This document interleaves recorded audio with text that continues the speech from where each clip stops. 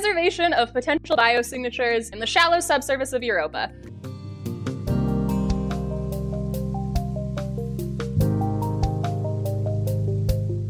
Before we get into this paper, let me talk about things that I think that you should know before we go into this paper. The first thing I want to say to you is that magnetic fields are black magic. Let's get that out of the way. This paper deals a fair amount with magnetic fields. This is a paper about Jupiter's moon Europa. Europa's right over there. I fucking love it. Europa is the smallest of the 4 Galilean moons of Jupiter.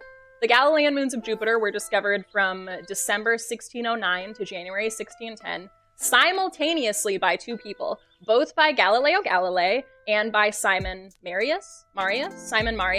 Europa has a surface of frozen water, a surface of water ice. It is almost entirely just water ice. There might be a few other things in the ice, like some salt, but all across Europa's surface, water ice. Europa's surface is very, very young, and underneath its surface of water ice is a subsurface ocean, a liquid ocean of salt water that has 2 to 3 times more water than all of Earth's oceans combined. In that subsurface ocean, people think that there could possibly be extraterrestrial life. Probably just like teeny tiny little microbes or something, nothing super exciting, but Europa is the most promising place that we know of in our solar system for extraterrestrial life to exist on. Because of that liquid water ocean underneath that icy shell, Europa's surface regularly goes through this sort of solid state convection, where slightly warmer, slightly softer ice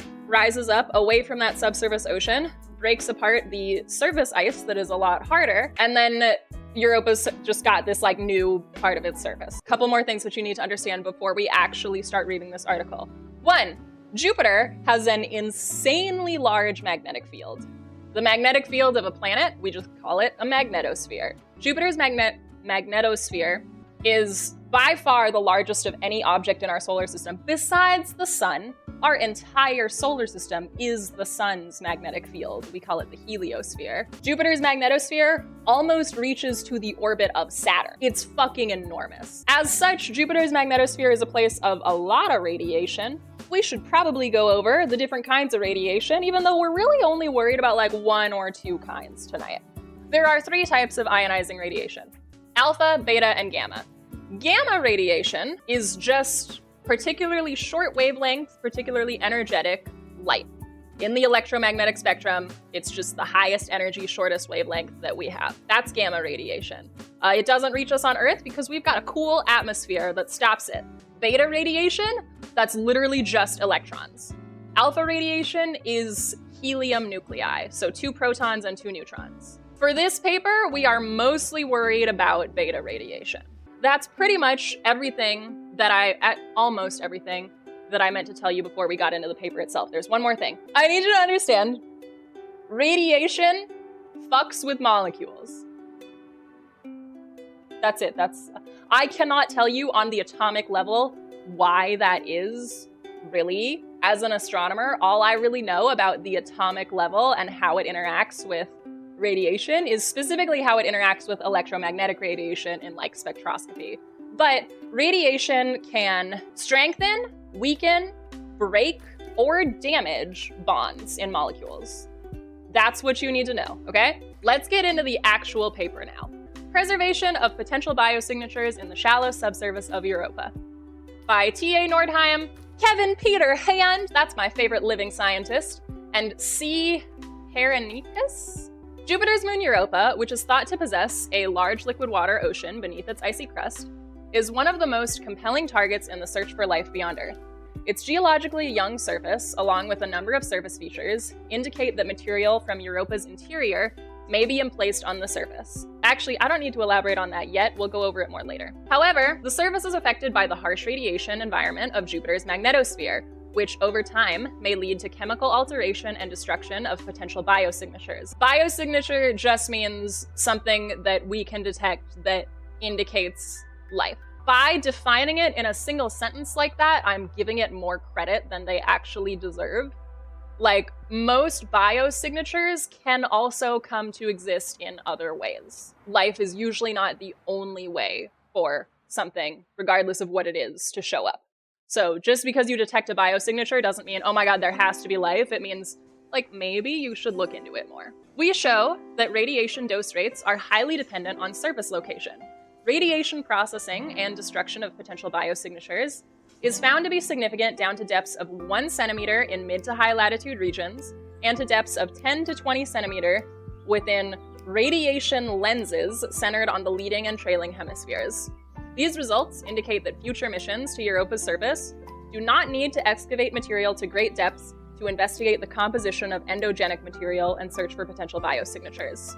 Recapping a little bit on the end of this abstract, leading and trailing hemispheres. So, Europa is tidally locked, which means that the same side of it always faces Jupiter. Our moon is also tidally locked. We always see the same side of our moon. Because of that, you got Jupiter, and then you have orbit of something like Europa, and then you have Europa. Like I said, since it's tidally locked, the same side is always facing Jupiter. So in that case, the leading hemisphere in question is just this side of Europa.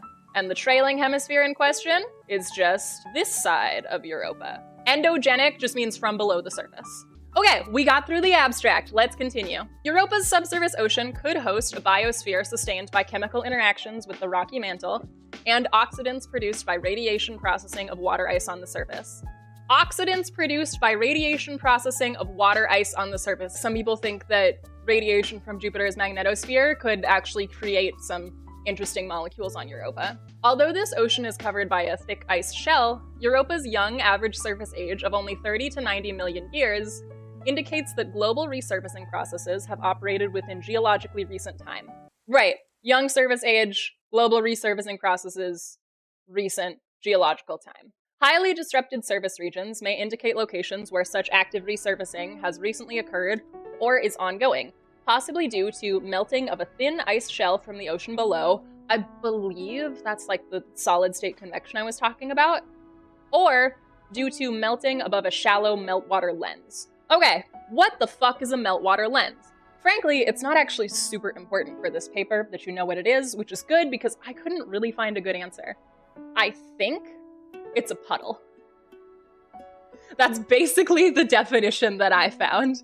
But given that it said above that, I don't know, maybe they're actually like subsurface puddles? Tentative evidence for transient water vapor plumes at several locations on Europa has been found in Hubble Space Telescope observations, suggesting that transport of material from the interior may be occurring at present. Yes, I think it was starting in 2014, and occasionally since then, we've found, occasionally, Hubble has noticed increased concentrations of oxygen in some parts of Europa's very, very thin atmosphere, which we believe to be from geysers. Emplacement of endogenic, remember that just means from beneath the surface. Emplacement of endogenic material onto the surface of Europa enables investigation of the chemical composition of the ocean or possibly other subsurface reservoirs of liquid water. Okay, so remember I said biosignatures, I told you what those are. I told you that in Europa's subsurface ocean, there might be extraterrestrial life. Why would we look at the surface for life that would be underneath it? Because of those geysers. Biosignatures that are hanging out in that ocean could be brought to the surface thanks to those geysers. In the context of the search for life, this also presents the opportunity to search for biosignatures using a robotic spacecraft on the surface without having to drill through Europa's ice shell. However, Europa's surface is exposed to the harsh radiation environment of the Jovian magnetosphere. Jovian means of Jupiter. This charged particle radiation can break apart, rearrange, or otherwise modify chemical bonds in surface and near subsurface material, changing or even destroying the original source material. Remember how I explained to you guys what radiation can do to molecules? That's this. The extent to which surface material is affected by charged particle radiation depends strongly on the depth beneath the surface to which the material is buried, the type of material in which it is buried, and its geographic location on the surface of Europa. It is therefore important to quantify the radiation geography of Europa so that future surface sampling missions can be targeted at depths and locations where endogenic material and any potential biosignatures contained within is well preserved. Energetic electrons which constitute more than 75% of the incident energy from irradiation, do not bombard the surface of Europa uniformly, and the access of electrons to a given surface location depends strongly on particle energy as well as the background electromagnetic fields. When we talk about energetic electrons, we mean their kinetic energy. Later in this article, they will start using a unit called the electron volt. The electron volt is a unit of energy. We usually use it when we're talking about little itty-bitty particles like electrons. Energetic protons and other ions, on the other hand, are expected to bombard the surface much more uniformly due to their comparatively slow bounce times in Jupiter's magnetic field and large gyration radii relative to the size of Europa. What the fuck does that mean? We will get to it. We will not actually get to this part for a while, but we will go over in great detail what the fuck all that means. Bounce times, gyration radii, we will go over how bounce times affect the distribution of particles on the Europan surface. They mean the radius of gyration of the energetic particles, right? Right, yes. We have therefore modeled the bombardment patterns of energetic electrons while assuming that energetic protons bombard Europa's surface roughly uniformly. This is one of the key points of this paper. Read this again. We have therefore modeled the bombardment patterns of energetic electrons while assuming that energetic protons bombard Europa's surface roughly uniformly. This paper is mostly about electrons. For most of this paper, or pretty much the rest of this paper, unless it's explicitly stated otherwise, assume that the particle in question is an electron. That said, when you're talking about a particle in a magnetic field, we use, wrong one. We use something called the right-hand rule in E&M. The right-hand rule is when you orient your hand like this, and then based on knowing the directions of two vectors in question, you can deduce the direction of the third. It's also used for finding cross products and like coordinate axes and shit like that. But this one, very particularly, we use it a lot in E&M. With the right-hand rule, your pointer finger is the direction of the vector of the magnetic field. I believe that in the case of a magnetosphere, that just means your magnetic field vector follows the magnetic field lines. Current, which is when electrons and charged particles move, that's a current. And then your thumb is the direction of the motion or force that is acting on those particles. However, when you are working with a negatively charged particle, like an electron, joke's on you, it's the left-hand rule. How do we visualize a magnetosphere? This one's deformed due to solar wind. Actually, most magnetospheres are deformed in this sort of like teardrop shape because like Earth's is deformed by the sun's, and so is Jupiter's, and Europa's is deformed by Jupiter's. Anyway, you've got basically these like figure 8 magnetic field lines coming away from the source of the magnetic field. Let's use our left-hand rule, and given what we know about Jupiter's magnetosphere, or a magnetosphere in question, given that we're talking about electrons, thus the left-hand rule, let's try to figure out where they're going. This comes up later in the paper, but we're gonna go over it early. Planet, magnetic field lines, planet, magnetic field lines, right? So the magnetic field is going whoop, okay? So if we use our left-hand rule, your pointer finger goes in the direction of the magnetic field, so like this. And then what force is acting on these electrons? Gravity, all right? Your thumb goes in the direction of the gravity, so if your planet's right here, it goes like this. Gravity, magnetic field, whoop. That means that the current, that is the direction that the electrons are then moving as a result, is this way, around that planet. You guys see why I did a face cam stream for this? Don't worry if you don't totally get it. It's gonna come up like 80 more times in this paper.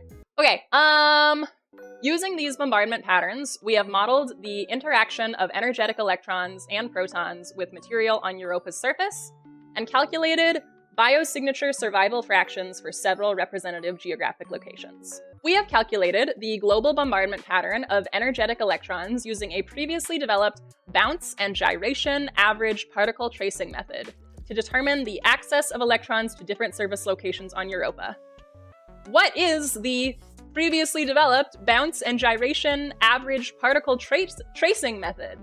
Don't fucking worry about it. That's just them saying how they did this. We will go over the methods, but like, I didn't read the papers they cited for this method. It's just how they did it. Sure, they did it. This is how. We have treated Europa as an electromagnetically inert body, whereas in reality, there will be some local perturbations due to Europa's interactions with the Jovian magnetic field and magnetosphere. So, they said, we don't care about Europa's own magnetic field. That's them establishing something that they left out.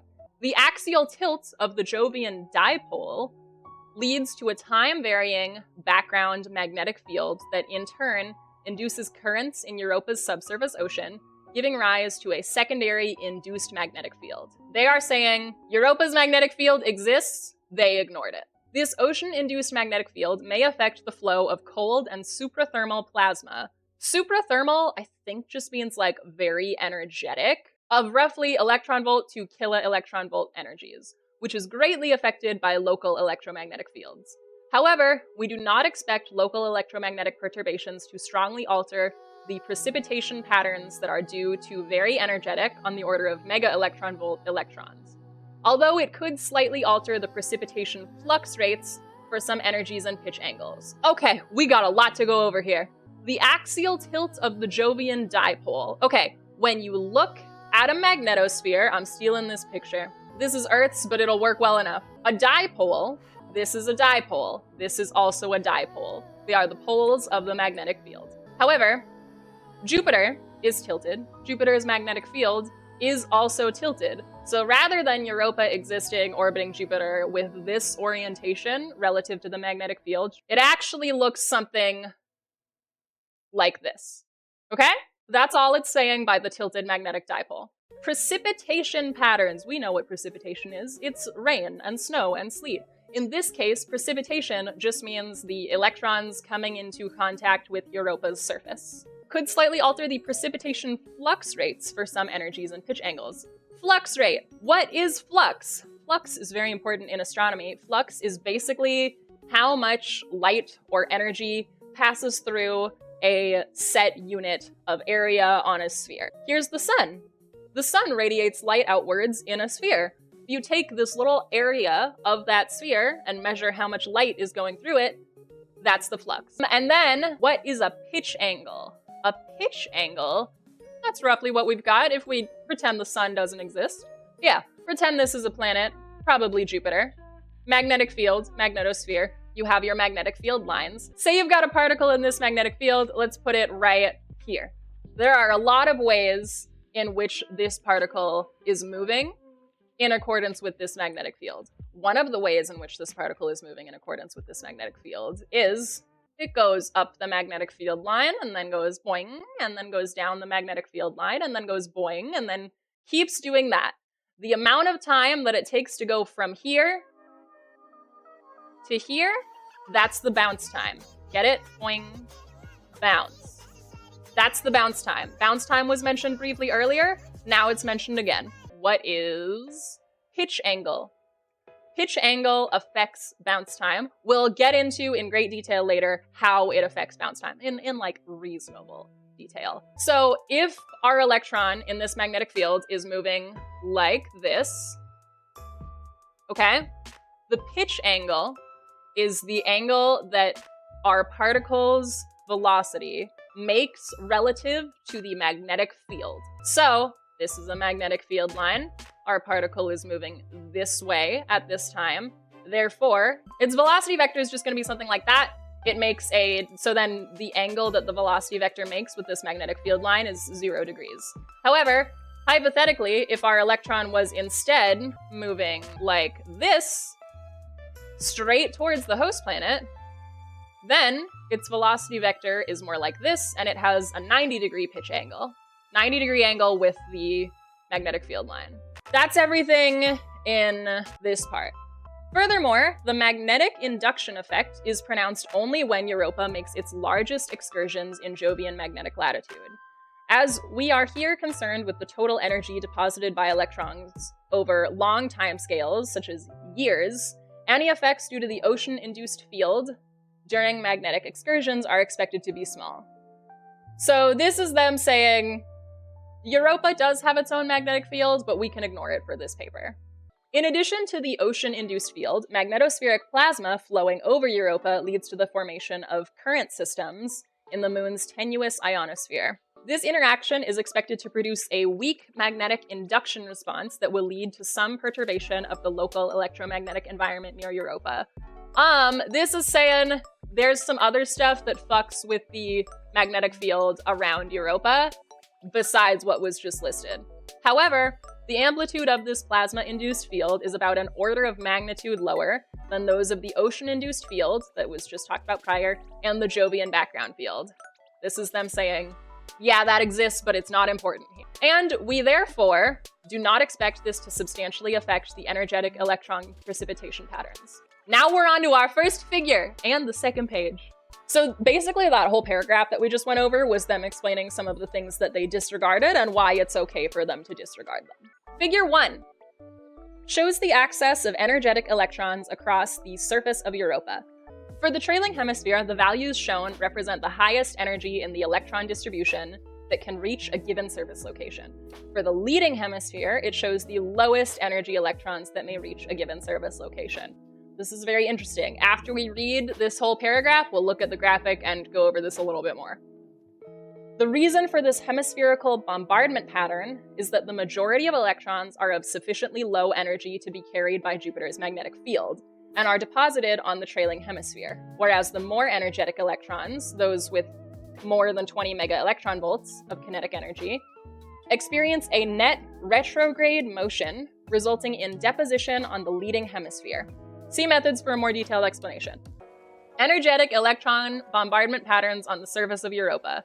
Top, leading hemisphere. The cutoff energy represents the lowest energy electrons capable of accessing a region on the surface. Bottom, the trailing hemisphere.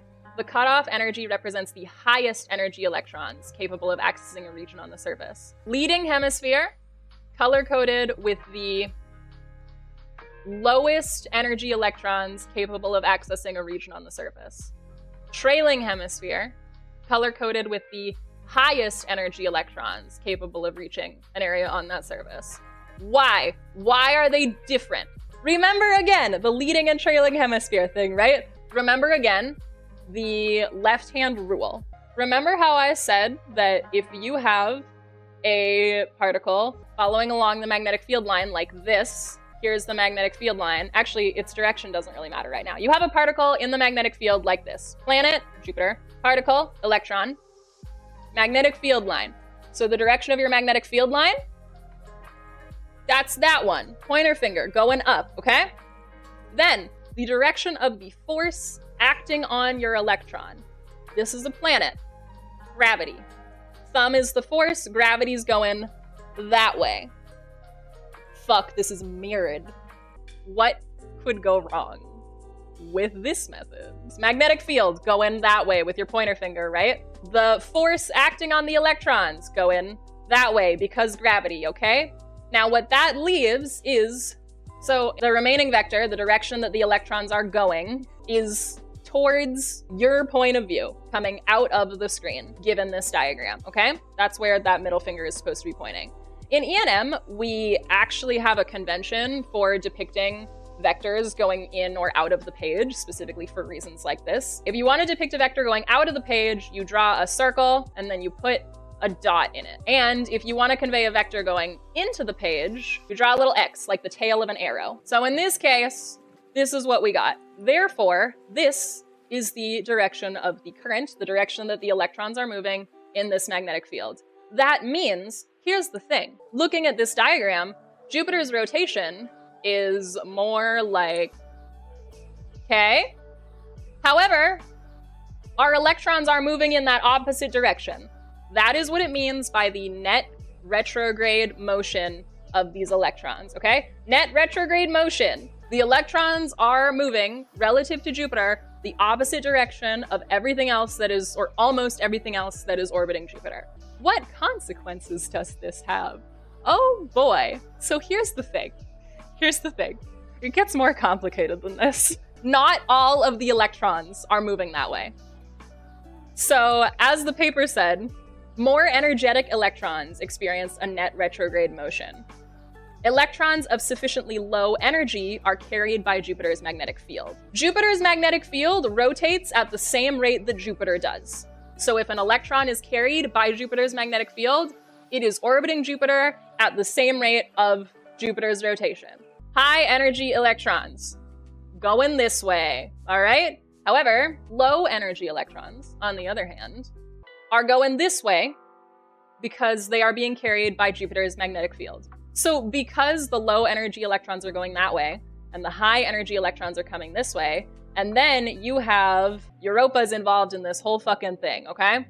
And Europa's got its own orbit. Yeah, Europa's here. It's got its own orbit too. Europa is also orbiting Jupiter Europa is orbiting Jupiter the same direction that Jupiter is rotating. Europa is orbiting Jupiter the same direction that Jupiter's magnetic field is rotating. Jupiter's magnetic field, recall, is rotating around Jupiter at the same rate at which Jupiter itself is rotating. Recall, lower energy electrons, they're moving into the page, so orbiting in the same direction that everything else in this picture is. Low energy electrons are doing that because they are carried by Jupiter's magnetosphere. However, if an electron has high enough energy, it's not carried by Jupiter's magnetosphere. It overcomes it. That energy cutoff is that 20 mega electron volts. So for higher energy electrons, they are actually, due to something called electron drift, which we'll go over more, moving out of the page, as this denotes. So they are orbiting in the opposite direction of everything else. As such, there is another side of Europa that we can't see because this is a 2D picture, that is the leading hemisphere. Because of Europa's motion through this magnetic field that contains all of these electrons that are moving in different directions, Europa going this way, when electrons, specifically the high energy electrons, are orbiting Jupiter due to their electron drift in this direction, that's the direction that they approach Europa from, is its leading hemisphere. They come from this way, Europa comes from this way, hit. However, lower energy electrons, which are moving into the page, they are orbiting Jupiter, being carried by its magnetosphere in the same direction as everything else in this picture. Low energy electrons go in this way. Low energy electrons hit the trailing hemisphere. You see what I mean? You see how that makes sense? It makes sense, right? Yeah, lower energy electrons being carried by Jupiter's magnetosphere catch up to Europa from behind and hit the trailing hemisphere. That is why the trailing hemisphere of Europa is mostly hit by low energy electrons, and the leading hemisphere of Europa is mostly hit by high energy electrons. That is why, for the leading hemisphere here, the cutoff energy is the lowest energy electrons capable of accessing a region on the surface. Whereas for the trailing hemisphere, the cutoff energy, shown here, is the highest energy of electrons capable of accessing a region on the surface. Because the trailing hemisphere is mostly hit by low energy electrons. If an electron has more energy, it will overcome Jupiter's magnetic field. Is how I'm going to word it. You could probably pick apart that wording a lot, but you know what? It's good enough for now. So now you should ideally understand this diagram and why it is formatted the way it is, where these electrons are coming from. The energy deposition by energetic electrons and protons at several surface locations was simulated using a particle physics code that takes into account interactions of primary and secondary particles with surface material. Some previous studies have discussed the effects of electron bombardment by considering only the penetration depth of the incident electrons. Indeed, in one study, the discrepancy between modeled electron penetration depths and experimental observations of organic destruction depth was used to argue that the depth to which electrons affect material on Europa is underestimated by current modeling efforts. In fact, secondary particles, most notably Bremsstrahlung photons, is that how you pronounce that? Bremsstrahlung photons can penetrate deeper into the surface material than the initial primary electrons themselves. What is a Bremsstrahlung photon? They didn't discuss them heavily in this paper, they mentioned them a few times. When an electron passes but is not captured by the nucleus of another atom, it loses some energy, and that energy, the atom doesn't keep it, it gets rid of it, in the form of a photon that we call the Bremsstrahlung photon. Okay? That's what a Bremsstrahlung photon is. They are produced by electrons when they pass by the nuclei of other atoms. Secondary particles, most notably Bremsstrahlung photons, can penetrate deeper into surface material than the initial primary electrons themselves. Modeling that considers only the primary electrons will therefore tend to underestimate the depth to which incident electrons, directly or indirectly, deposit their energy. In the present study, we have taken into account the relevant nuclear and electromagnetic interactions, including ionization, excitation, and the production of secondary photons and electrons. So that was an issue pointed out by a previous study. That's how they fixed it in this study. Our modeling was carried out using representative energetic electrons of representative energetic from 10 kiloelectron volts to 100 mega electron volts, electron and proton spectra at Europa's location in the Jovian magnetosphere as shown in figure 2. Not much is known about the electron spectrum at the highest energies, and electrons have only been directly detected at energies up to approximately 40 mega electron volts. However, Jovian synchrotron emissions have been used to infer the presence of radiation belt electrons with energies of up to 100 mega electron volts. So when they say electron spectrum, they just mean that, they don't mean like electromagnetic spectrum. They just mean how much energy can electrons have. Lower limit, upper limit, that's a spectrum. The spectrum they used here, 10 kiloelectron volts to 100 mega electron volts. Here we assume that the Jovian radiation belts are populated with electrons with energies of up to 100 mega electron volts at Europa's location. If the effective upper limit is in fact lower than this energy, it is possible that the radiation environment on the leading hemisphere is less severe than our modeling suggests. Europa's surface is bombarded by cold and suprathermal plasma. However, these particles have a penetration range of at most a few micrometers into the surface, and therefore do not contribute to dose at depth. The Jovian magnetosphere also contains significant populations of energetic heavy ions, notably oxygen and sulfur, which ultimately originate from volcanic activity on the moon Io. I love Io, but this ain't about her. However, these heavy ions have very limited penetration into the surface, at most on the order of millimeters, and are therefore similarly not a factor when considering the dose at depth.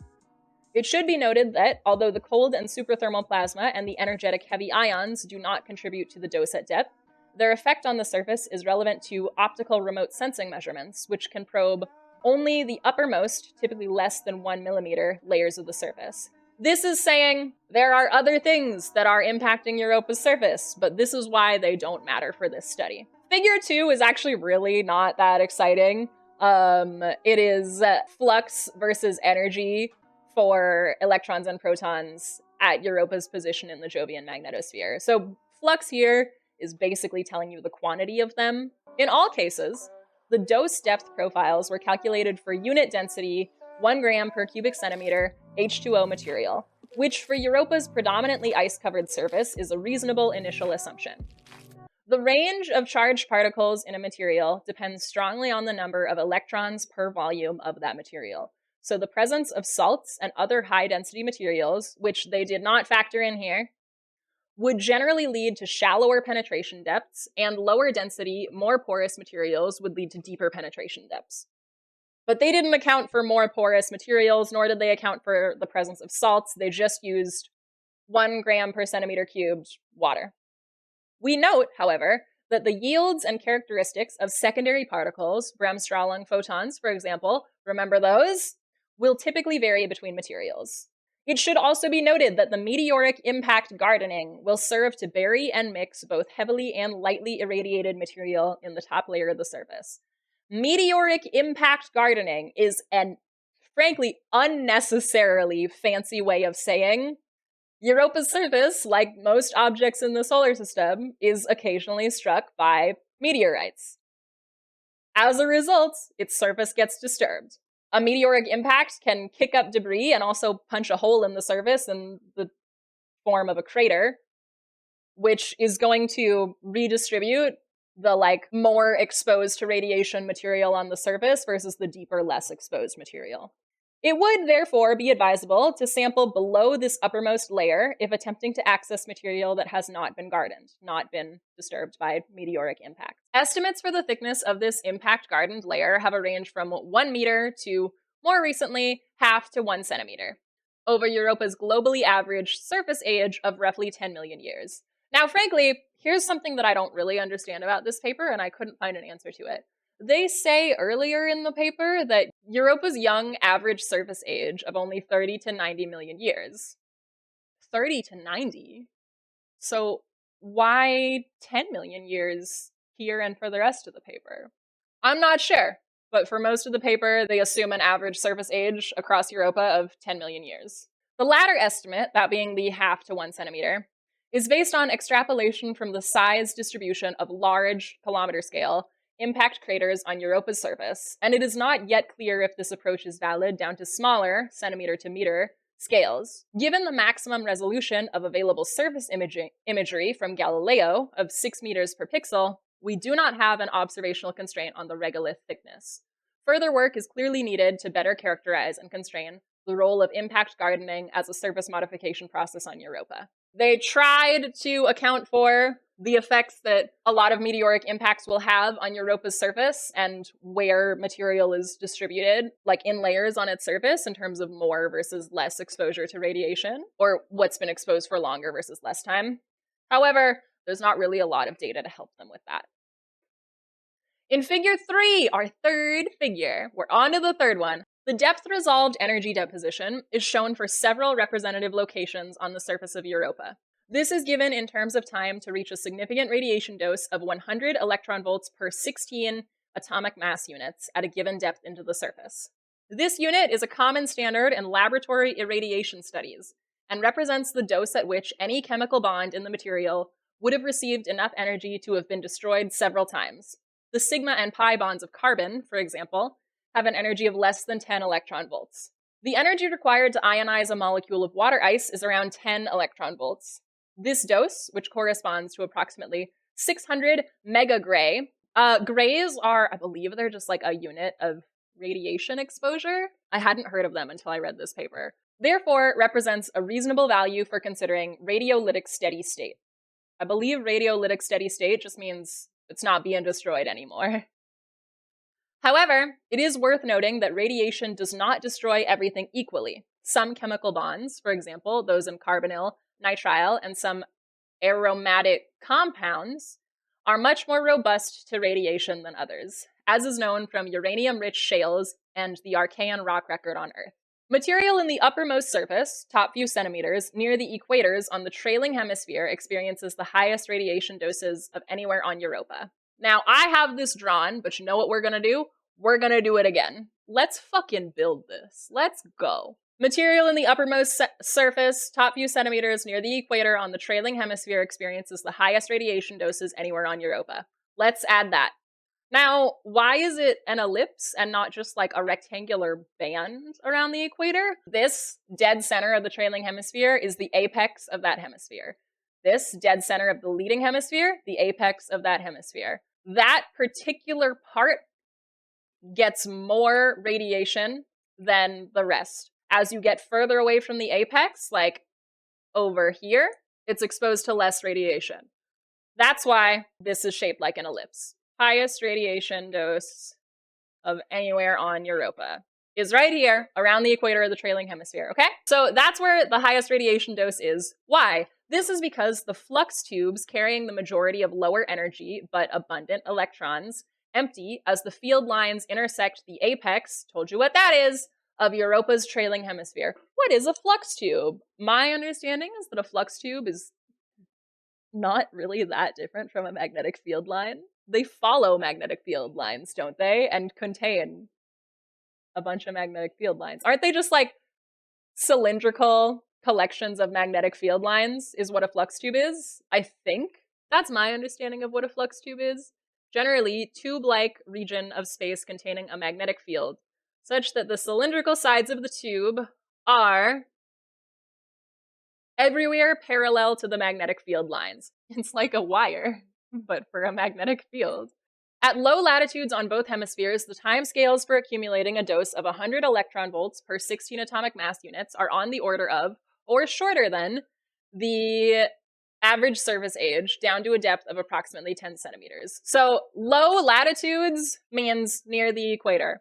It's kind of tempting to think of it like, low latitudes. No, low latitudes. So basically this area that we've highlighted green already, down to a depth of approximately 10 centimeters, timescales for accumulating said dose are on the order of or shorter than the average surface age. The dose at centimeter depths in these locations is dominated by energetic electrons in the mega electron volt energy range and their secondary particles, mostly Bremsstrahlung photons. By comparison, locations at latitudes above 40 degrees on the trailing hemisphere are only bombarded by lower energy, less than 250 kiloelectron volt electrons, which have a penetration range of less than a millimeter into surface ice. So, latitudes above 40 degrees on the trailing hemisphere. This area, the dose at greater depths in this region is therefore dominated by energetic protons that are not capable of penetrating as deeply as the mega electron volt electrons. For example, the penetration range of a 50 mega electron volt proton is only expected to be on the order of around 2 centimeters in water ice. All right, lower energy, less than 250 kiloelectron volt electrons, which penetrate on the order of a millimeter. This region is thus dominated by energetic protons, which don't penetrate as deeply as mega electron volt electrons. Okay? Now we have that area denoted. Now, the paper moves on to talk about above 45 degrees latitude on the leading hemisphere. Locations above 45 degrees latitude on the leading hemisphere are only bombarded by the most energetic population of electrons, those of more than 40 mega electron volts, that have a penetration range into the surface ice of tens of centimeters, yet are only present at relatively low flux. Very energetic, they go quite deep into the ice, but there are not a lot of them. As a result, surface material there is less irradiated and experiences a lower total dose over the surface lifetime than at low latitude locations. Good night, Tilo! So, locations above 45 degrees latitude in the leading hemisphere, most energetic electrons, more than 40 mega electron volts. So if we go back to figure 1, where the image of the leading hemisphere shows the cutoff, the image of the leading hemisphere, above, up here, you can't see all of it, in which the cutoff energy represents the lowest energy electrons capable of accessing a region on the surface. If we look at about 45 degrees and more, you see based on the colors, we got mostly like the greenish yellow, the green, and the blue. They're definitely all very much above 40 mega electron volts. Then a little bit in the orange, a little bit in the yellow starts at 39.9 mega electron volts. So what we see in this image here and below, about 45 degrees latitude and below, lines up with what we just read, at least 40 mega electron volts. Now we add that to our graphic. Okay, we got this. Now we annotate it. Only the most energetic electrons, more than 40 mega electron volts, can reach this region and reach depths of tens of centimeters, but their flux is low. There aren't a lot of them.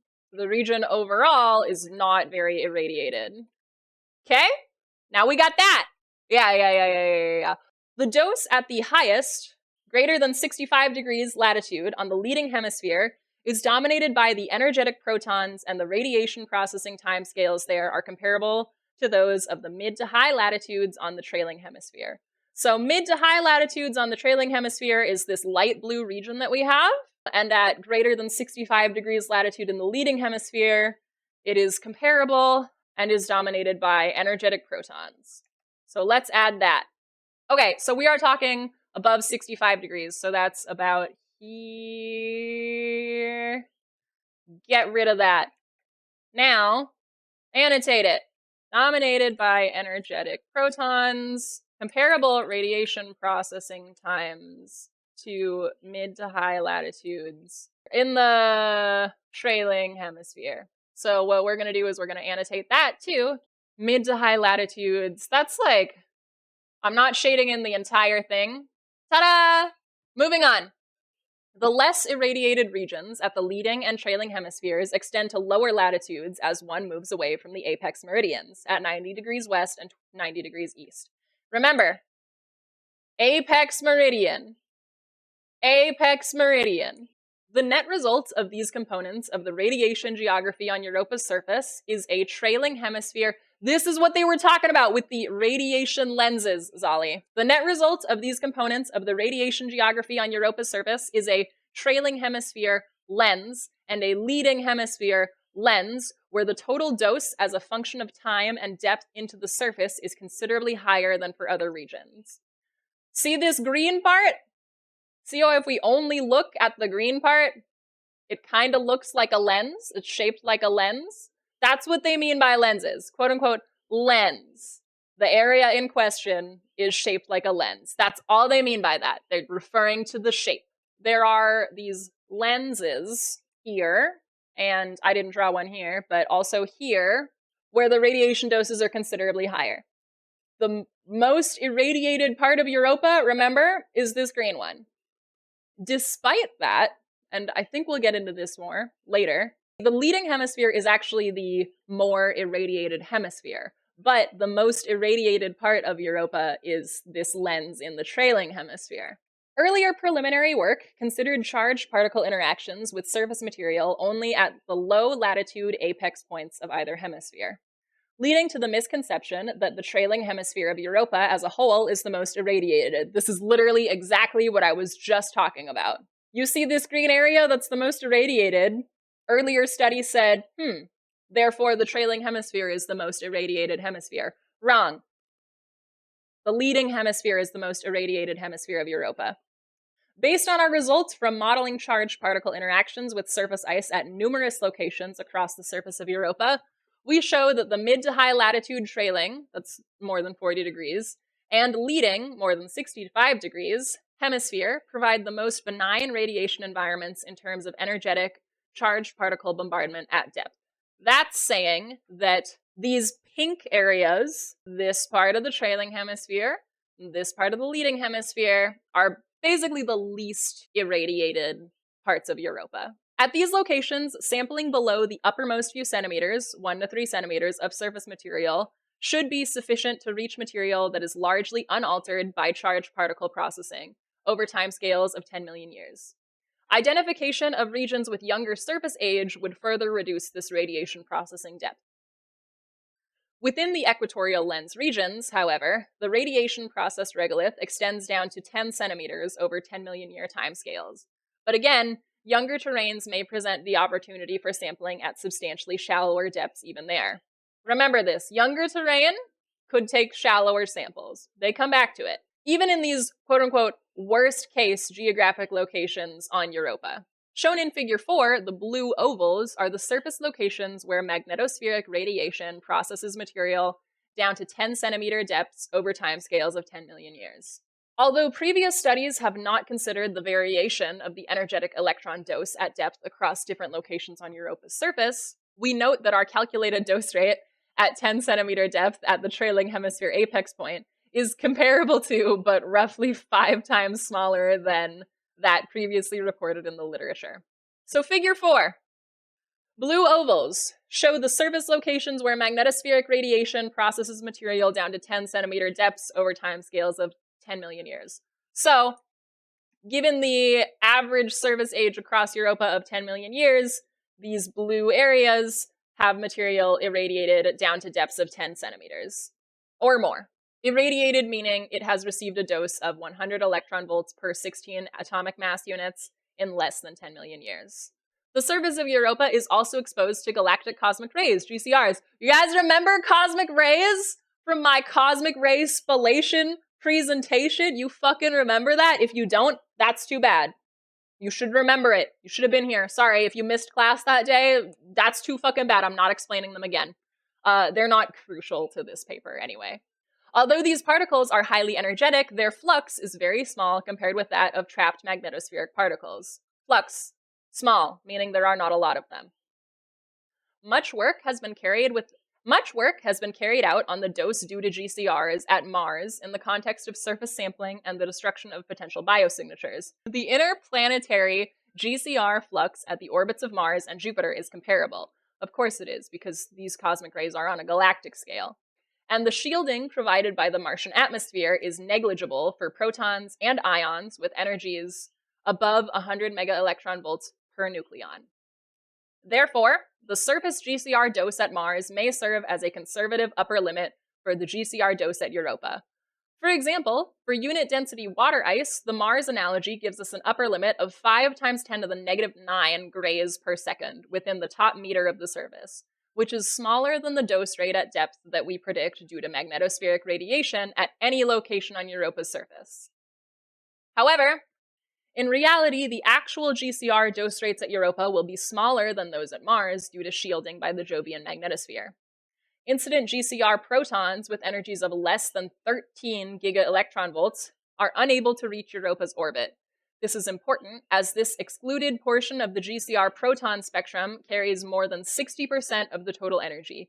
Proton spectrum here, they're using spectrum the same way they use it when talking about electrons, just like what ranges of energies do they have.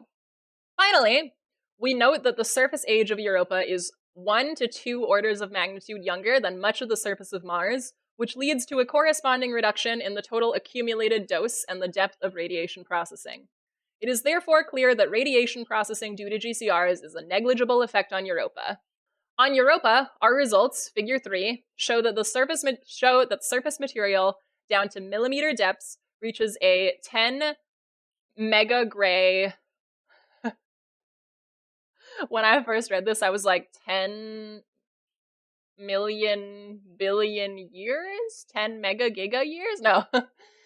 10 megagray level dose on timescales of less than 1,000 years in most locations.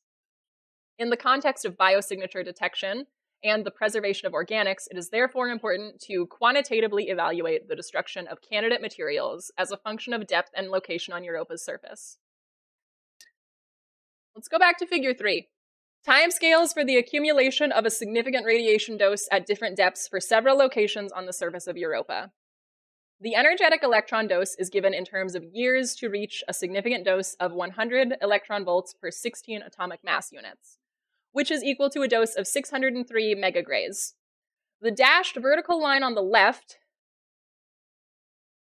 indicates the maximum penetration depth of cold and suprathermal plasma electrons and ions, which have not been considered in this study. Dose depth profiles in dosage units are provided in supplementary figure 1. Okay, so this graph is a lot. We will, however, understand it.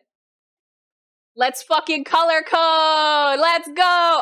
Now we have a visual aid for our figure, which is already a visual aid in the first place. Let us now actually pay attention to this diagram. So, depth in water ice, 1 meter, 10 centimeters, 1 centimeter, 1 millimeter, and so forth.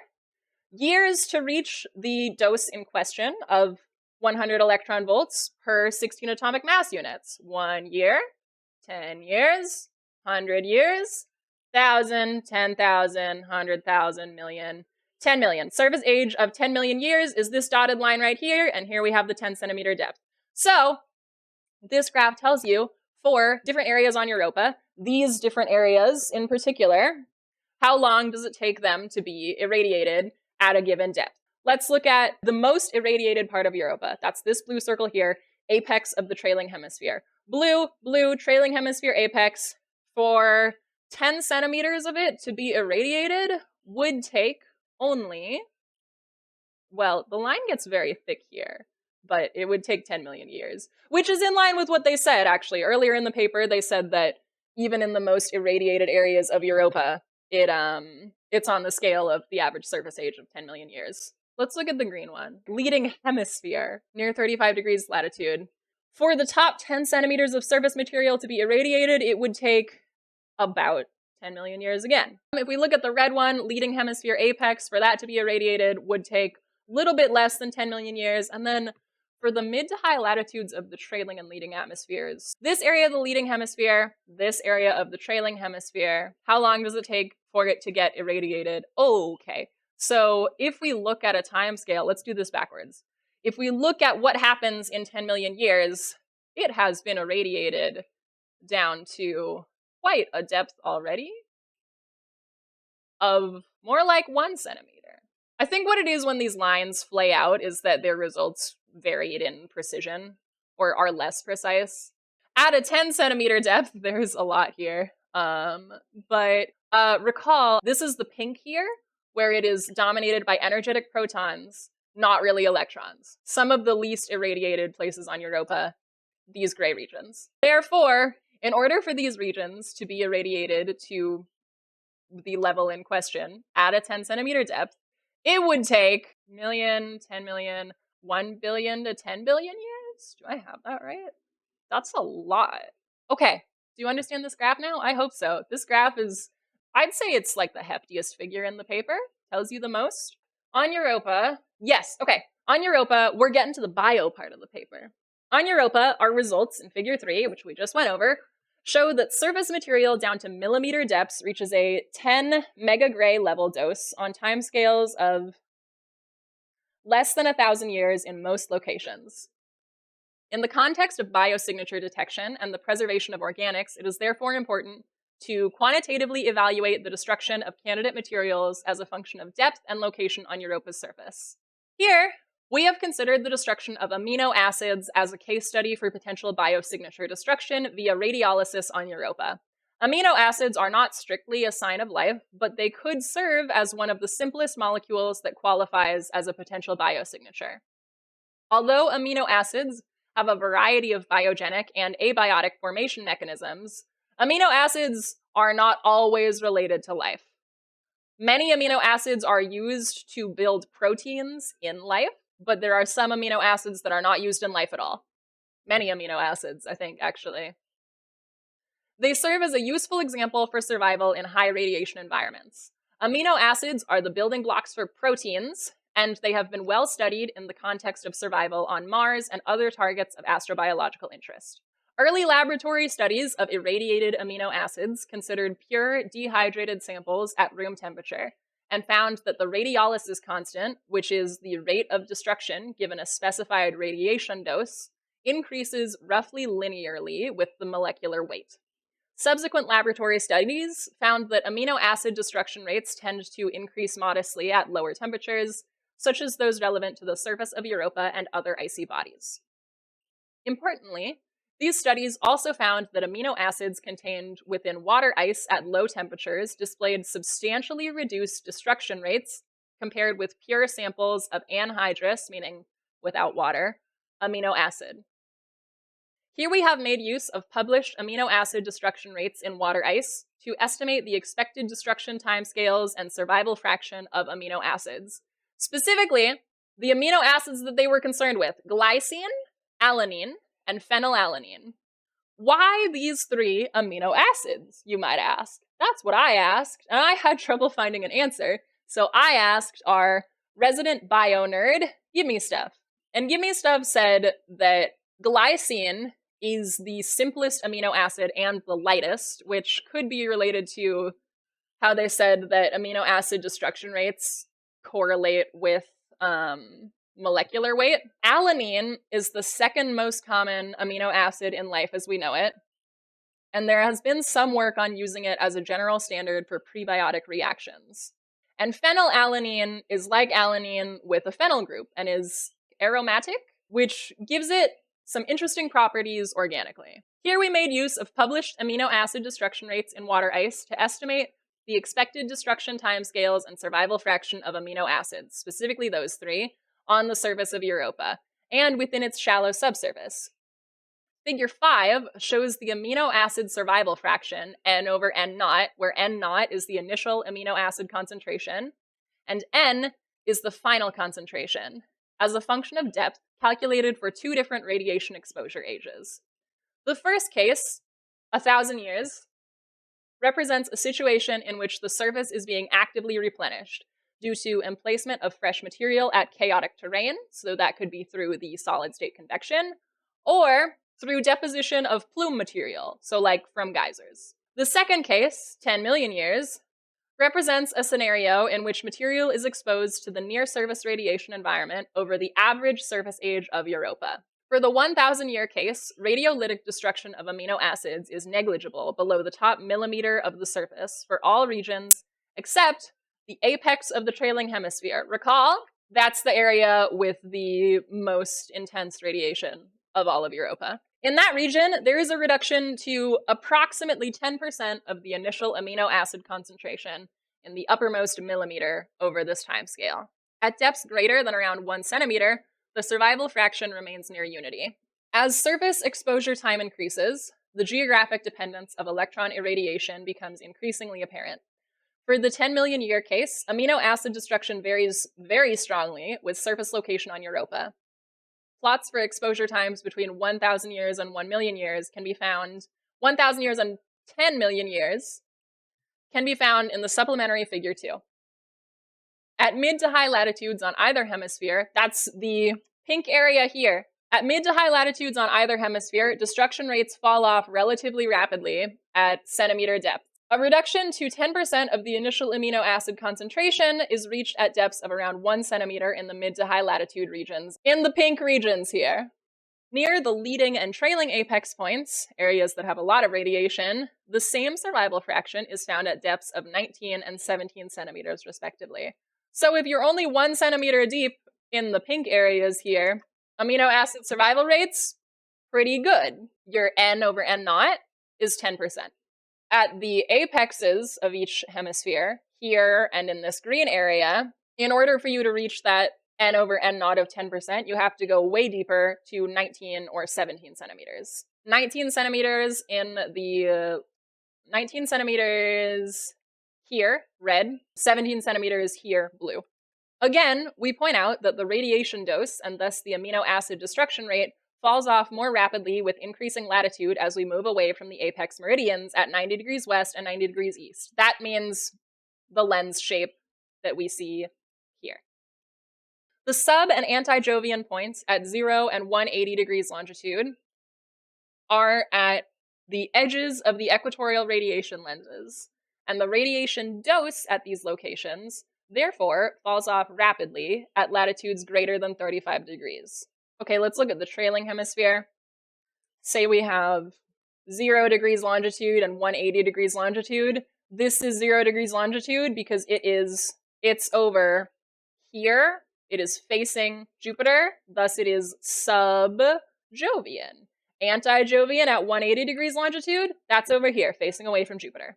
The sub- and anti-Jovian points at 0 and 180 degrees longitude are at the edges of the equatorial radiation lenses, and the radiation dose at these locations therefore falls off rapidly at latitudes over 35 degrees. We note that topography, for example, boulders, craters, and differences in surface roughness could lead to some local variation in the amino acid survival fraction at a given location. Oh my god, we're almost to the methods. Let's take a look at this graph now. I believe they kept their color coding conventions in this graph, which is good.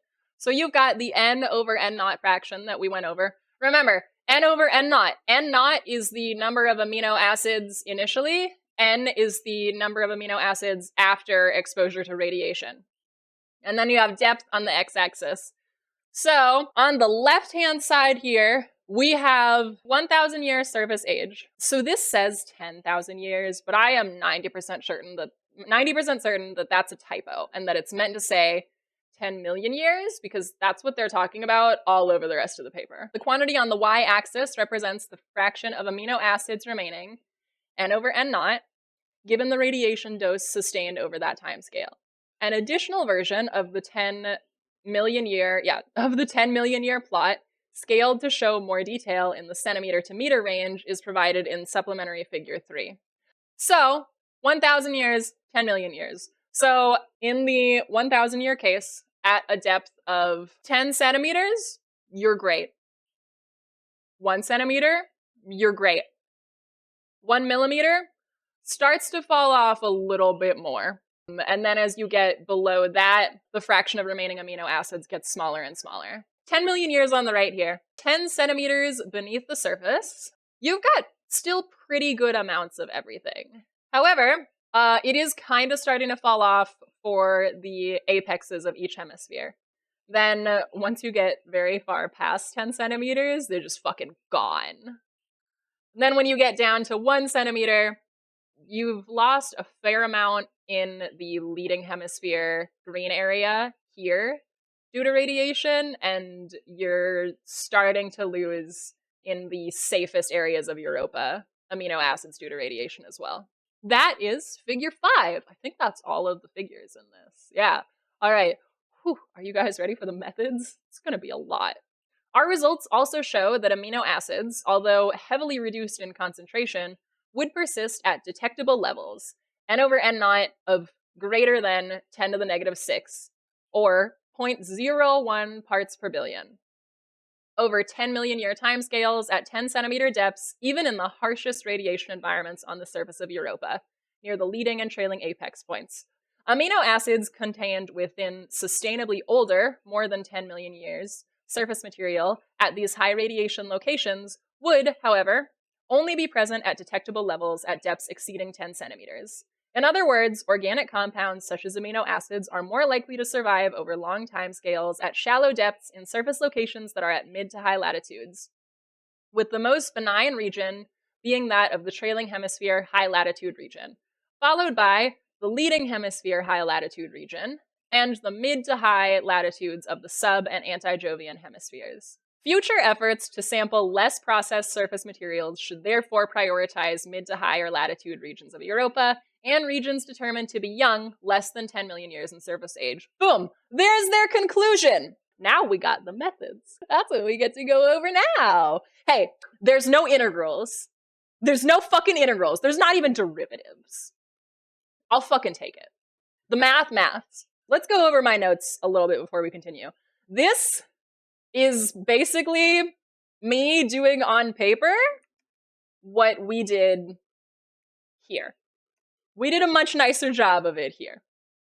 So we can pretty much ignore this page. If you would like to roast my handwriting, now is your chance. I got some notes here. I think we went over all of this, but if you would like reminders, protons bombard Europa's surface roughly uniformly. Galactic cosmic rays are negligible. Most don't even reach the surface of Europa due to Jupiter's magnetosphere. Magnetic fields can strengthen, change, or break chemical bonds. The process of breaking apart molecules through exposure to ionizing radiation is called radiolysis. In cases where the surface is changing and being replenished quickly, on the scale of about 1,000 years, by chaos terrain or plumes, radiolytic destruction of amino acids is negligible below the top millimeter, except at the apex lens of the trailing hemisphere. Amino acids would exist in detectable amounts over 10 million year timescales at 10 centimeter depths across the entire surface of Europa. Sample missions should prioritize high latitude areas with surface ages of less than 10 million years. Now, on to the methods. Here, we assume that the gyro radius of the electrons is negligible compared to the size of Europa. For a 1 mega electron volt electron with a pitch angle of 45 degrees, the gyro radius is less than 1%, significantly less than 1% of Europa's radius. Remember what a pitch angle is, guys? You've got an electron along a magnetic field line. The direction that electron is moving, the angle that it makes relative to that magnetic field line, that's the pitch angle. Alpha sub-zero, alpha naught. Don't forget that. Gyro radius. So, electrons move in magnetospheres in a lot of ways, and we have not gone over all of them. We have gone over some of them. We have gone over drift, the drift that causes the high energy electrons to actually move from this perspective out of the screen. We have gone over the bounce, when an electron following a magnetic field line does this, and that, and boing, and boing, and the time it takes for it to go from here to here, that is the bounce time. There are other ways in which electrons move in magnetospheres that we have not gone over. The drift. Remember that in this case, the drift causes retrograde motion of the electrons around Jupiter. I have a 3D depiction of what drift is. It's here. Drift. See? Orbit. And then bounce time, it goes like this. Now, paper mentioned gyro radius. This is the gyration of the electrons in question. As they follow the magnetic field lines, they kind of spiral around them. That's gyration. The gyration radius is the radius of that spiral. That's how the electrons are moving. But they said gyro radius here very small, therefore not important. The bounce average longitudinal distance, expressed as a fraction of Europa's radius that an electron can travel across Europa, before being absorbed may therefore be approximated by bounce average longitudinal distance. They just mean this, how far the electron can travel across Europa's surface before it comes into contact with the surface. This is the formula for d as a function of E and lambda sub m is basically how far a particle can travel over Europa's surface before it precipitates upon that surface. Where E is the electron energy, lambda sub m is the mirror latitude, little omega is the electron's net azimuthal drift rate around Jupiter, L is the dimensionless L shell at the location of Europa, which is 9.4 Jupiter radii away. T sub b is the particle's bounce time between magnetic mirror points, and R sub Jupiter and R sub Europa are the radii of Jupiter and Europa, respectively. Okay, let's unpack this equation a little bit more. Ta-da! Here is the equation they gave. Here are what the variables mean. E, electron energy. Recall we're talking about kinetic energy, usually in units of electron volts, mega electron volts, kilo electron volts, etc. Lambda sub m is mirror latitude. What the fuck is that? We'll get to it.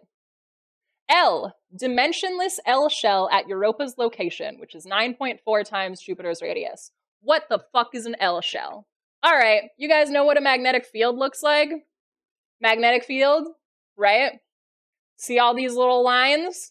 Little curvy lines? See how there's multiple of them? These are what L shells are. That's it.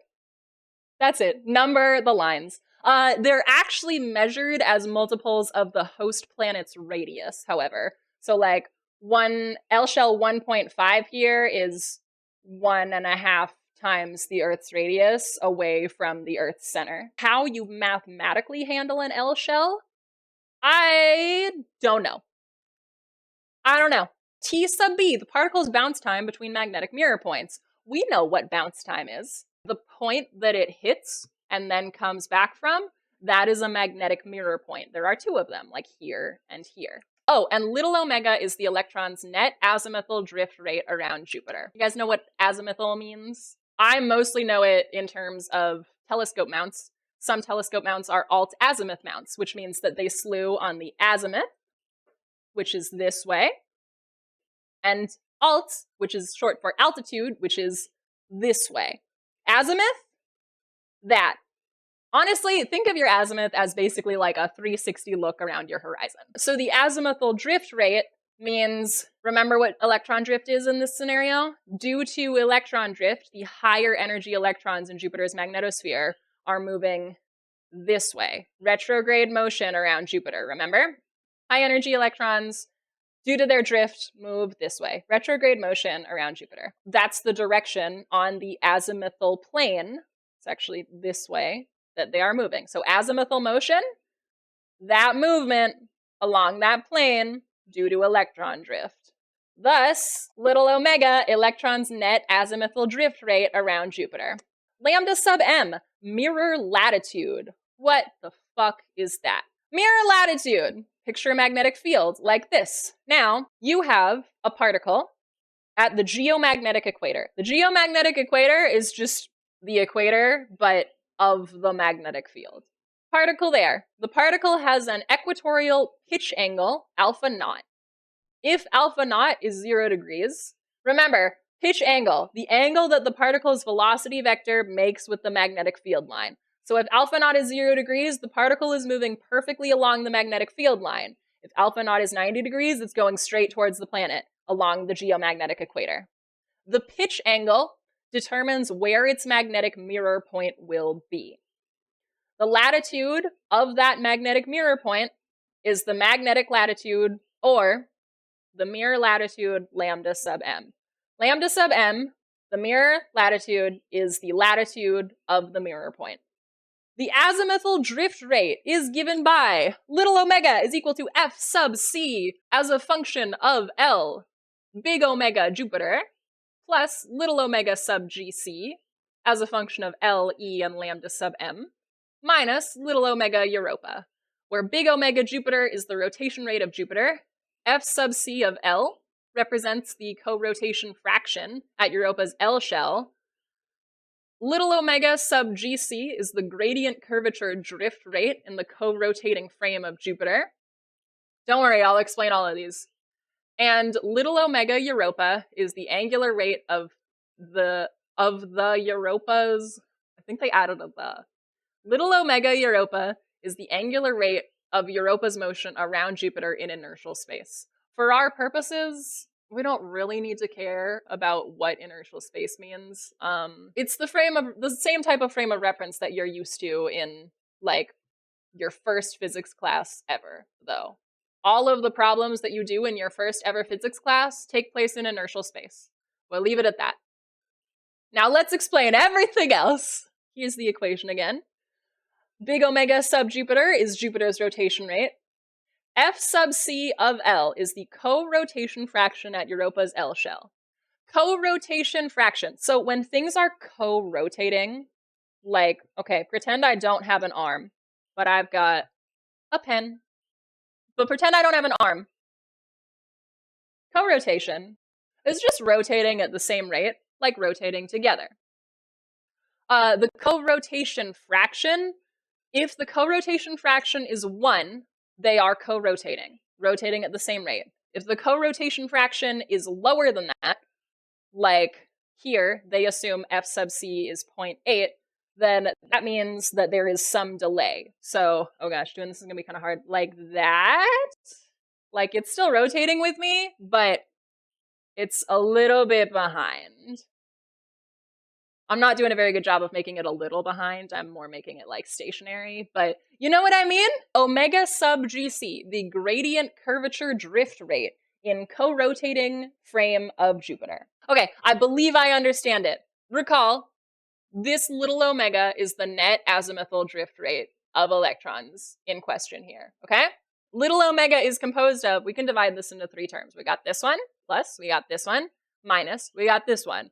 What this is doing is it is combining, I think, basically like every orbital and rotational factor here. So F sub c of L times big omega of Jupiter is going over Jupiter's rotation and the rotation of the L shell that Europa is at. Little omega Europa is going over Europa's orbit around Jupiter. This figure, little omega sub GC, the gradient curvature drift rate in the co-rotating frame of Jupiter, that is basically just this. Those high energy electrons that are drifting in this graphic out of the screen. Those high energy electrons with that net retrograde motion. Their actual net azimuth motion, that is the little omega, is going to be a little bit different from omega sub GC because of these other factors that they have to take into account. Recall, electrons have a net retrograde motion relative to Europa. The parameters T sub B and little omega sub GC are calculated following a published method that assumes a dipole magnetic field. Our calculations assume a co-rotation fraction F sub c that is 0.8 of rigid co-rotation, which is consistent with Galileo plasma science PLS instrument measurements near Europa's L shell. For electrons, the gradient curvature drift, omega sub GC, is opposite to co-rotation. Yeah, the retrograde motion, remember that? And above some energy, termed the Keplerian resonance energy. Keplerian resonance energy, what the fuck is that? This drift causes electrons to have net retrograde motion relative to Europa. For a co-rotation fraction of 0.8, the Keplerian resonance energy at Europa is 20 mega electron volts. 20 mega electron volts. You remember what that is? The Keplerian resonance energy? It's the energy threshold at which point an electron has enough energy that it is no longer being carried by the Jovian magnetosphere and is instead drifting and thus has retrograde motion. Does that make sense? It better. Like, that should click. It took me a while to understand what the fuck they meant by Keplerian resonance energy. Like, I only got to understand that, like, today. Okay, for each point, P of theta and psi on the surface of Europa, we calculated the projected distance d sub P from the equatorial plane. Equatorial plane, this line right here. Let's just drop a point. Then its projected distance, d sub P, it's actually going to be a little bit curved because the surface is curved, is the distance to the equator, like to the equatorial plane, like that. Okay? That's all that is. This equation, it's just spherical coordinates. We're not going to go into it. As previously described, by comparing the value of d sub p to the calculated value d of E and lambda m, E and lambda sub m, this one over here, remember that, we evaluate particle access to that location on the surface. Figure 1 shows the calculated energy cutoff values for the leading and trailing hemispheres. Remember figure 1? If you don't, we'll go back to it real quick here. Figure 1. Remember this?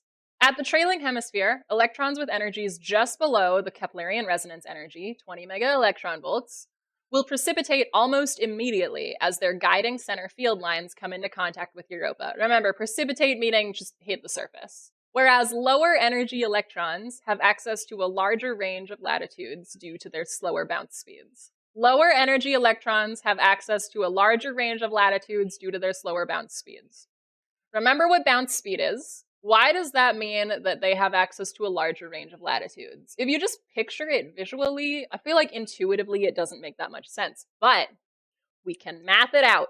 We can math it out. Recall this equation, right? E is the energy of an electron. T sub B is the bounce time between magnetic mirror points.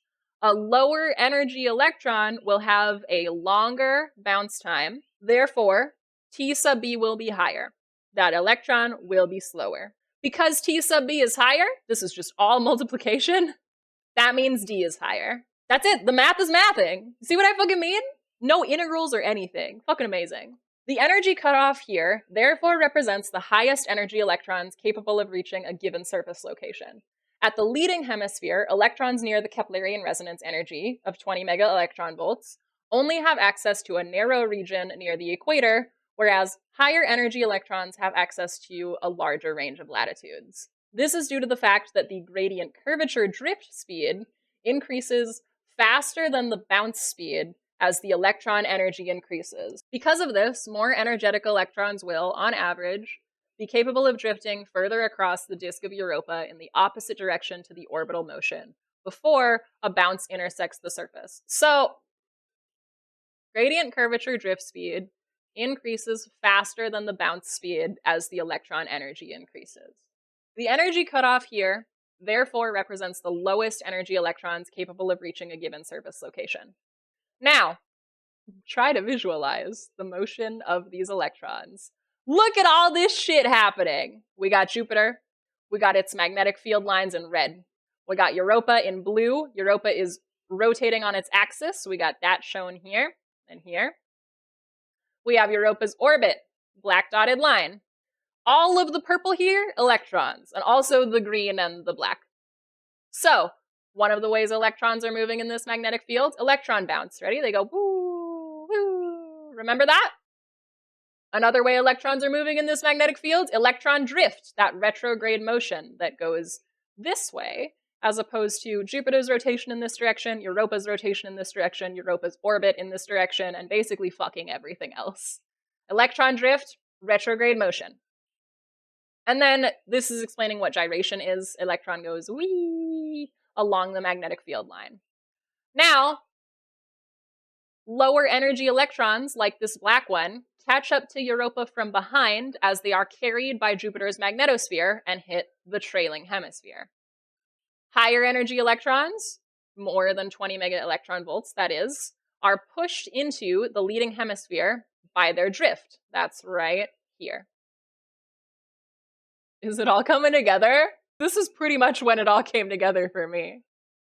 Then I noted, actually, there's a tilt in Jupiter's dipoles, so the diagram's more like this, really, but on to the next page. Oh yeah. Keplerian resonance energy is the energy at which the orbital motion of the charged particles, thus the electrons, matches the orbital motion of the host planet's natural satellites. The electron spectrum at the orbit of Europa. Remember, electron spectrum, just what range of energies can those electrons have? Figure 2, solid line. We don't care about figure 2. Like I said, figure 2's, we looked at it, but it doesn't have a ton of information in it. Was implemented according to the following fit function based on observations by the low-energy charged particle, LECP, instrument during the Voyager 1 flyby. I love Voyager! and by the Energetic Particle Detector, or EPD, instrument during the Galileo E12, E14, and E26 flybys. It's just specifying which flybys that Galileo did. Voyager 1 only did one. It didn't stop and orbit Jupiter. Galileo was orbiting Jupiter for quite a few years. I don't remember how many off the top of my head. The formula in question, the fit to implement the electron spectrum at the orbit of Europa, is J of E is equal to J naught times 10 to the 6th times e to the a, parentheses 1 plus e over e naught, and parentheses to the negative b.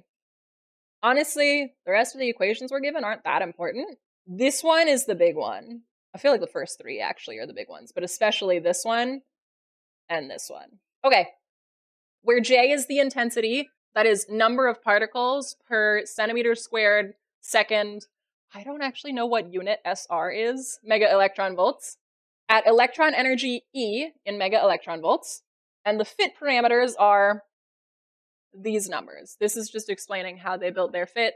The protons, for the proton spectrum at the orbit of Europa, it was implemented according to the following fit function based on observations by the EPD and the heavy ion counter HIC instruments during the Galileo E12 flyby that represents Europa when it is near the center of the Jovian current sheet, and thus in a particularly harsh radiation environment.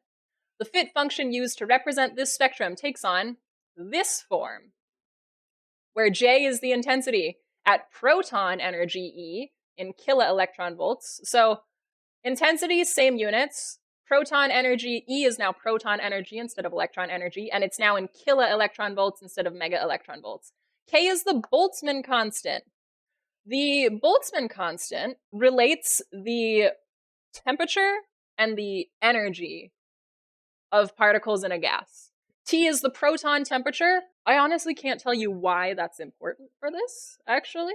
And the variables, those variables are given. It's just explaining their fit. The interaction of charged particles with the surface of Europa was simulated using the Planetocosmics application, which is based on the GANT4 toolkit. This software is available here. The simulations were implemented according to the method of an earlier study. For each point on the surface, the energy cutoff for the electrons was calculated according to the formula for D given above.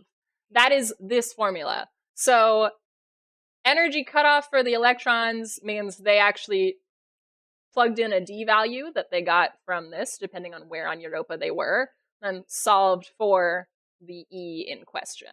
The input spectrum for the simulation was then modified to account for the fraction of electrons that are capable of reaching that surface location. So did that with that formula, made changes in this program accordingly. We approximate the proton dose by assuming that energetic protons are capable of reaching all surface locations on Europa. To first order, this is a reasonable assumption, as proton bounce times, particularly at mega electron volt energies, are much longer than the time it takes for them to drift across the surface of Europa in the longitudinal direction. In addition, the gyro radii of energetic protons at Europa are much larger than those of the equivalent energy electrons. For example, for a 1 mega electron volt proton with a pitch angle of 45 degrees, R sub g, that's the gyration radius, is greater than 0.01 times Europa's radius. The surface was represented as a flat slab of H2O with a density of 1 grams per centimeter cubed. The destruction rate of amino acids, how did they calculate that? Look at how beautifully simple this is. Using the exponential function, natural log of n over n naught, we remember what that means, is equal to negative k times d. This is not the Boltzmann constant anymore, by the way. N is the amino acid abundance after irradiation, n naught is the amino acid abundance prior to irradiation, D is the radiation dose in megagrays, and K is the radiolysis constant in units of inverse megagrays, so per megagray. We have used a radiolysis constant based on previous laboratory experiments on the proton irradiation of glycine, alanine, and phenylalanine incorporated in cryogenic H2O ice samples. Based on the individual radiolysis constants that these authors reported for experiments at 100 kelvins, we have calculated a mean K value of 0.0135 per megagray for amino acids contained within water ice at this temperature. That work utilized samples that included a relatively large fraction of amino acid to H2O ice, and therefore represents a conservative estimate. This radiolysis constant yields destruction rates versus depth as shown in figure 5, and that's it. That's the whole thing. Guys, we did it! We went over the whole fucking thing! Oh my god! Oh my god! We did it! Ta-da! Fuck! That was so much. You had fun learning? Good, I'm glad to hear it.